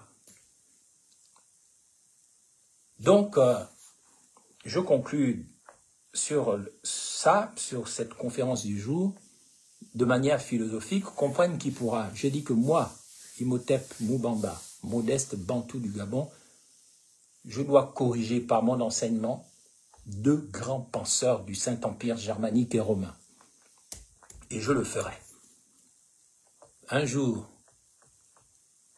dans un siècle, on dira, ah ben au fait, il y avait un très grand philosophe bantou, il s'appelait comment encore? Ah oui, les gens crachaient sur lui, l'insultaient, le traitaient de tous les noms. Mais voilà, il est devenu une référence universelle. Et voilà pourquoi on dira ça. Et je le dis.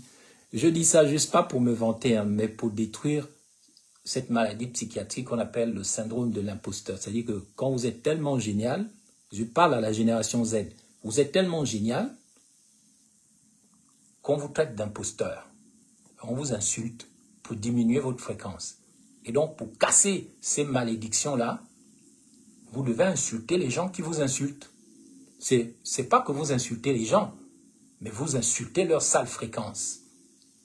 Vous retournez leur malédiction sur eux-mêmes. C'est pour ça que tu ne dois jamais laisser quelqu'un t'insulter alors que tu sais que tu es bon. Personne n'a le droit de te traiter de nul alors que tu es un savant. Personne n'a le droit de t'insulter de ceci alors que tu es cela. Je demande à la génération Z d'affirmer son pouvoir, d'affirmer son identité qui est forte et de ne pas se laisser diminuer par des gens qui disent « Ah, tu es trop noir ». Mais en quoi noir, c'est mauvais? Donc, mes chers compatriotes, moi je vous le dis, je conclus par là, un grand esprit, en l'occurrence moi, je casse le syndrome de l'imposteur, devra corriger 2 philosophes à l'avenir.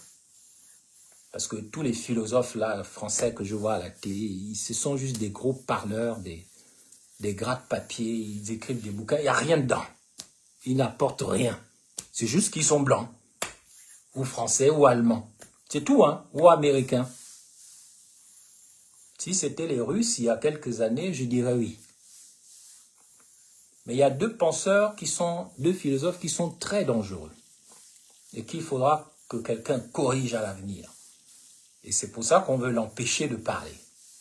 Le premier philosophe dangereux dans le Saint-Empire germanique et romain, il est du monde latin et romain, il est français, il s'appelle René Descartes. René Descartes a dit « Je pense donc je suis ». Et tous les pédants reprennent cette phrase sans se rendre compte qu'elle est très dangereuse. Cogito ergo sum, c'est-à-dire que quelque chose est vrai parce que je pense que c'est vrai. Je caricature, hein. C'est ça le danger. Et je pense donc je suis, ça veut dire que même si je pense que l'esclavage est bien, quel est le problème? C'est vrai, puisque je l'ai pensé. Ça s'appelle la raison pure, la raison résonante. Quelque chose est vrai parce que je l'ai pensé. Donc si je pense que les Noirs sont inférieurs, ils sont inférieurs. Si je pense que les LGBT c'est bien, c'est cool. Ça s'appelle le cartésianisme. La raison résonante. La raison pure. C'est-à-dire que tout est basé dans le cerveau, ce qui commande, c'est la rationalité. Et tous ceux qui ne sont pas rationnels, ils sont des animaux. Donc les Africains sont des animaux. Ils ne sont pas rationnels. Ils sont là avec leurs contes, ils dansent dans leurs églises, ils prient leur Jésus, ils se prosternent devant la Mecque, ils font ceci, ils ne sont pas rationnels. Voilà. Cogito ergo sum, je pense donc je suis. Maintenant, l'autre philosophe, très dangereux, c'est Kant, Emmanuel Kant. Lui, il est allemand, c'est un germanico-romain, il est allemand. Lui, il écrit « La critique de la raison pure ». Lui dit « René Descartes, il a menti. C'est un gros menteur. Quelque chose n'est pas vrai parce que j'ai dit que c'est vrai. Et moi, je fais la critique de la raison pure. » Donc, quelque chose est vrai pour Emmanuel Kant. Ça, c'est l'allemand qui parle. Parce que c'est concret, parce que je peux... sentir parce que j'ai le goût de ça. Je peux voir ça concrètement dans la matière. C'est pas seulement dans le cerveau. Quelque chose est vrai, la vérité, c'est ce qui est sensible, c'est ce qui est matériel. Là où l'autre Descartes, il dit la vérité, c'est ce que moi je pense dans ma grosse tête et dans mes hallucinations intellectuelles, mon pédantisme, c'est ce qui est vrai. Quand il dit non, non, ce qui est vrai, c'est pas la raison pure. C'est ce qui est du domaine de l'expérience, du concret, voilà. Mais le problème de Kant, mes chers amis, c'est que il va légitimer ce qu'on appelle l'éthique du plaisir. Donc l'éthique du plaisir, parce qu'on est dans le domaine, on veut le goût de ça, on veut les expériences, on veut du concret, on en a marre tout le temps d'être dans la raison pure, c'est ce qui va justifier que tout est permis tant que je peux jouir. Tant que je peux avoir une expérience, je peux aller bombarder les gens. Quel est le problème? Je fais ma prière au nom du Père, du Fils, du Saint-Esprit. Après, j'envoie les bombardiers, je tue l'Irak, je massacre les Gabonais, je tue les Ivoiriens. Tant que ça sert mon plaisir, celui de ma femme et de mes enfants, pourquoi je ne vais pas le faire? Donc la critique de la raison pure de Kant, elle va justifier l'éthique du plaisir, ce qu'on appelle au Gabon, pourquoi je vais faire ceci? Moi, je me bats pour mon pain et pour mon petit morceau de pain. C'est ça l'éthique du plaisir. C'est ce que Ndemezo a résumé dans la doctrine dégoûtante de le pain et les plaisirs. Si vous ne savez pas, mon Dieu, je veux un pays de gens qui ont une intelligence intérieure incroyable. C'est ça le Gabon d'après. C'est le pays de l'intelligence intérieure incroyable, qui comprend les choses de manière synchronisée et qui donne la direction au monde parce que le pays-là peut émettre une fréquence universelle. Maintenant, si les gens ne veulent pas comprendre, moi je vais aller au Gabon, aller perdre mon temps avec des gens qui ne veulent pas comprendre, en vertu de quoi? En vertu de quoi? Donc, si les gens ont besoin d'être enseignés, oui, là, tu ne peux pas forcer l'enseignement. Et si les gens ont soif d'écouter la parole de Dieu, au sens de la parole de l'intelligence supérieure, là, oui. Sinon, vous allez continuer d'aller vous abreuver à des robinets pollués par le judéo-christianisme. Quand je dis judéo-christianisme, c'est le christianisme de la Shekinah, de la Kabbale, de la magie, hein. C'est pas le vrai christianisme. C'est-à-dire le vrai christianisme, c'est le crypto-christianisme. C'est-à-dire celui où tu sors de la caverne de Platon pour aller vers la lumière et tu deviens éveillé. C'est ça, le vrai christianisme. C'est pas le judéo-christianisme. Attendez. Dans le judéo-christianisme ou l'islamo-judaïsme, je sais pas quoi, on vous manipule pour vous utiliser.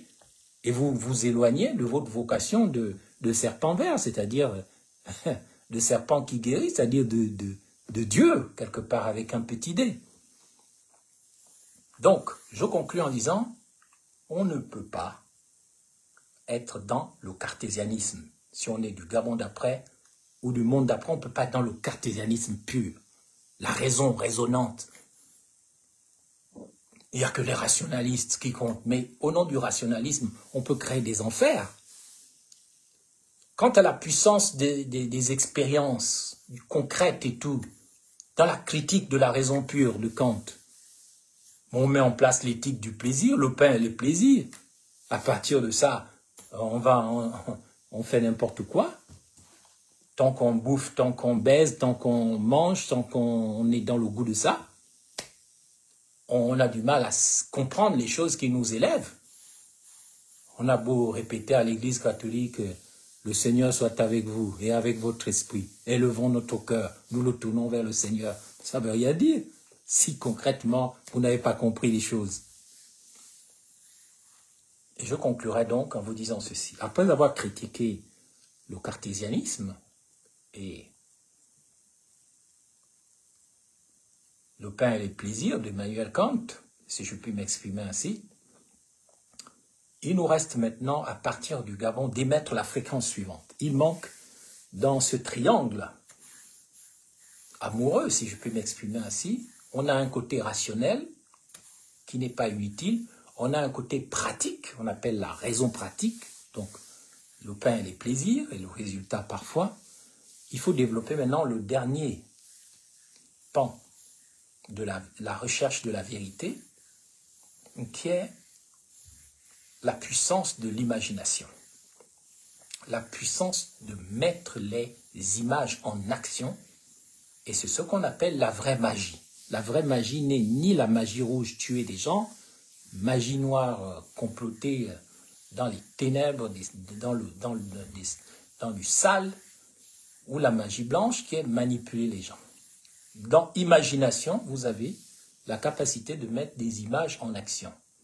Ça veut dire que nous devons développer maintenant, dans l'âge d'or, le Gabon d'après, le monde d'après, la partie de notre cerveau qui est liée à l'imagination.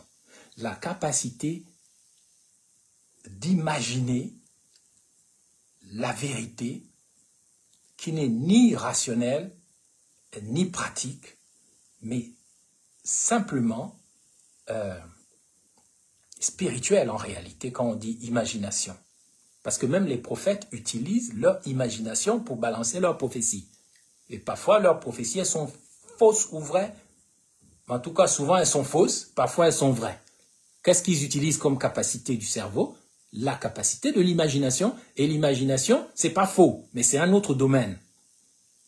Donc on doit revenir vers cette partie surnaturelle, au-delà de la nature, au-delà de la rationalité, au-delà de la pratique, vers cette partie du cerveau qui fait que vous avez une intuition très développée, vous comprenez les choses sans les expliquer, vous n'êtes pas là tout le temps à analyser, vous n'êtes pas là seulement dans l'éthique du plaisir, de la vie pratique, mais vous comprenez les choses intuitivement, vous êtes une intelligence incarnée, une intelligence intuitive des choses. C'est comme ça que vous avez les arts. Un artiste ou un vrai mathématicien, quand il met en place une équation mathématique, il utilise d'abord la partie du cerveau qui est l'imagination imaginative. C'est une magie en fait. E égale mc au carré de Einstein hein, sur l'énergie, c'est pas quelque chose qui a été analysé intellectuellement d'abord, ou qui est d'abord quelque chose de pratique. C'est une intuition, c'est une imagination, c'est une image en action. C'est pareil, quelqu'un qui a inspiré par les musiques, l'harmonie universelle et qui veut faire quelque chose de beau, quand il écoute le monde, il l'écoute, quand il écoute les harmonies, il les écoute d'abord avec cette faculté du cerveau qu'on appelle l'imagination. Donc l'âge d'or correspond à cet âge où on dit imaginons le Gabon d'après, imaginons le monde d'après, et où lorsqu'on imagine les choses, elles deviennent de la lumière refroidie, elles deviennent concrètes et réelles, parce que ce pays qu'on appelle le Gabon, il est habité par des gens qui n'ont pas assez utilisé le rationalisme, ils n'ont pas assez utilisé la vie pratique, donc des normes, parce que quand on n'est pas dans le rationalisme, on n'a pas des principes. Quand on néglige la rationalité. Mais quand on néglige la vie pratique, on n'a pas des normes. On n'a pas des normes. On vit dans la baie des cochons, mais on trouve ça normal. On n'a pas des normes. On peut tirer des câbles électriques n'importe comment, comme sur la voie express de Libreville. On n'a pas des normes. Parce qu'on néglige la vie pratique. On n'a pas des principes parce qu'on néglige la vie intellectuelle, la vie rationnelle. Mais lorsqu'on n'a pas d'imagination, lorsqu'on n'a pas d'imagination, lorsqu'on ne sait pas imaginer un monde pour en faire une réalité, on n'a aucune valeur. On n'a pas de valeur. La vie humaine, par exemple, n'a pas de valeur. On peut attraper une petite fille comme bébé, la petite de Beau Séjour, Babina, on l'attrape, elle disparaît. Une jolie petite de 1 an et demi. On n'a pas de valeur, on n'a pas d'intuition, on n'a pas d'imagination. On est perdu dans le cul de l'ontologie. On danse comme des asticots qu'on appelle chez les Bapuno les baïnis. Et on danse comme les danseurs asticots qu'on appelle aussi les baïniti, les danseurs et baïnis que sont les asticots. Nous devons cesser d'être enfermés dans la caverne de l'ignorance et du mal dans notre pays. C'est ça la mission de la génération Z au Gabon. Et je lui demande de prendre ses responsabilités. Personne ne doit vous diriger, personne ne doit vous commander, mais vous devez changer les choses au Gabon en exigeant 3 choses. Un pays où il y a des principes, un pays où il y a des normes et un pays où il y a des valeurs. J'en ai fini pour aujourd'hui et je vous retrouve demain pour ma 2e conférence sur le Gabon d'après et le monde d'après. Bonne nuit, bonne soirée.